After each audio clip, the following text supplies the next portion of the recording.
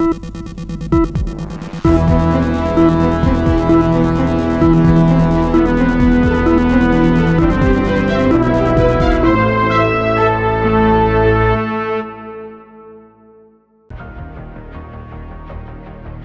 प्रदेश की 9 विधानसभा सीटों पर हो रहे उपचुनाव का प्रचार सोमवार शाम 6 बजे खत्म हो चुका है।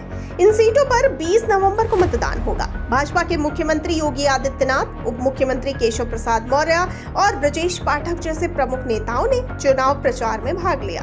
समाजवादी पार्टी के प्रमुख अखिलेश यादव और मैनपुरी सांसद डिंपल यादव समेत कई नेता भी अपने उम्मीदवारों के लिए वोट मांगने पहुंचे।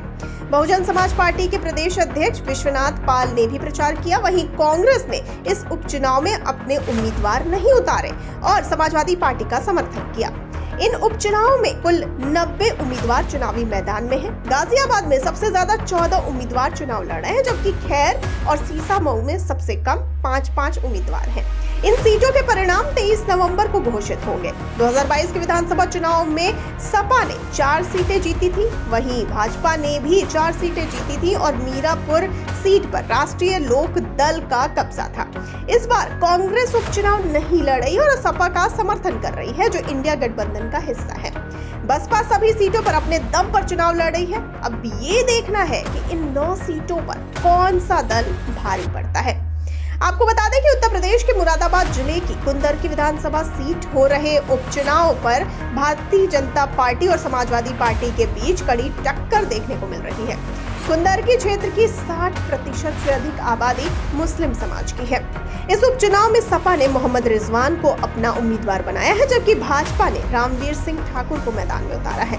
मीरापुर उपचुनाव में कई प्रत्याशी मैदान में हैं, जिनमें आजाद समाज पार्टी के जाहिद हुसैन, बहुजन समाज पार्टी के शाह नजर, समाजवादी पार्टी के सुम्बुल राणा, AIMIM के अरशद राणा और NDA से रालोद प्रत्याशी मिथिलेश पाल शामिल हैं। इस चुनाव में सपा प्रत्याशी सुम्बुल राणा और रालोद प्रत्याशी मिथिलेश पाल के बीच मुख्य रूप से सीधी टक्कर होने की संभावना जताई जा रही है। आपको बता दें कि गाजियाबाद शहर की विधानसभा सीट पर होने वाले उपचुनाव में 14 प्रत्याशी मुकाबला करेंगे। भाजपा ने संजीव शर्मा को अपना उम्मीदवार बनाया है। सपा ने सिंह राज जाटव को चुनावी मैदान में उतारा है। बसपा ने PN गर्ग को अपना प्रत्याशी चुना है। इसके अलावा AIMIM ने रवि गौतम और आजाद समाज पार्टी ने सत्यपाल चौधरी को भी मैदान में उतारा है। इस चुनाव में मुख्य मुकाबला भाजपा और सपा के बीच होने की संभावना जताई जा रही है। आपको बताते चलें कि फूलपुर विधानसभा सीट पर हो रहे उपचुनाव में सभी दलों ने अपनी पूरी ताकत झोंक दी है। भाजपा ने दीपक पटेल को अपनी प्रत्याशी बनाया है, जिनकी मां केसरी देवी पटेल इस क्षेत्र की पूर्व सांसद रह चुकी हैं। बसपा ने जितेंद्र कुमार सिंह को उम्मीदवार बनाया है। वहीं चंद्रशेखर आजाद की आजाद समाज पार्टी ने शाहिद अख्तर खान को मैदान में उतारा है। इस चुनाव में जातिगत समीकरण और ध्रुवीकरण का बड़ा असर रहेगा। यादव, दलित, मुस्लिम और कुर्मी मतदाता यहाँ निर्णायक भूमिका निभाते हैं, इसीलिए यह चुनाव भाजपा, सपा या बसपा किसी के लिए भी आसान नहीं होगा। आगे आपको बता दें कि कटेहरी विधानसभा सीट पर भाजपा, सपा और बसपा के बीच त्रिकोणीय संघर्ष हो रहा है। इस उपचुनाव में भाजपा ने पूर्व कैबिनेट मंत्री धर्मराज निषाद को अपना प्रत्याशी बनाया है, जबकि सपा ने सांसद लालजी वर्मा की पत्नी शोभावती वर्मा को मैदान में उतारा है। बसपा ने भी अपनी ताकत दिखाते हुए अमित वर्मा को उम्मीदवार बनाया है, जो पहले कांग्रेस के जिलाध्यक्ष थे और अब बसपा में शामिल हुए हैं। धर्मराज निषाद की यह सीट परंपरागत मानी जाती है, क्योंकि वे पहले भी कटेहरी से 3 बार विधायक रह चुके हैं और अपनी सियासी ताकत दिखा चुके हैं। बताते चलें कि मिर्जापुर लोकसभा क्षेत्र के तहत आने वाली मझवा विधानसभा सीट बीजेपी के सहयोगी निषाद पार्टी के विधायक विनोद बिंद के इस्तीफे के बाद खाली हुई है। विनोद बिंद ने बीजेपी के टिकट पर भदोही लोकसभा सीट से जीत दर्ज की है। इस उपचुनाव में मझवा सीट से सपा ने डॉक्टर ज्योति बिंद, भाजपा ने सुचिस्मिता मौर्य, BSP ने दीपक तिवारी दीपू को उम्मीदवार बनाया है। मझवा में वर्तमान परिस्थितियों को देखते हुए लगता है कि सपा, बीजेपी और BSP के बीच मुकाबला कड़ा होगा।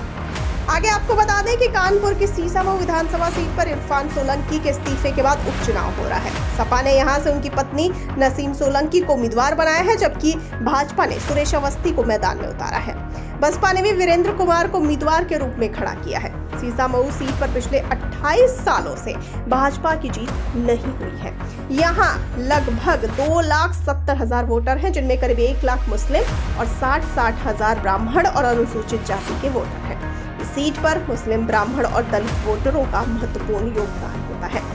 बता दें आपको कि करहल विधानसभा सीट पर होने वाले उपचुनाव में भाजपा ने अनुजेश प्रताप सिंह को अपना प्रत्याशी बनाया है, जबकि सपा ने तेज प्रताप सिंह को मैदान में उतारा है।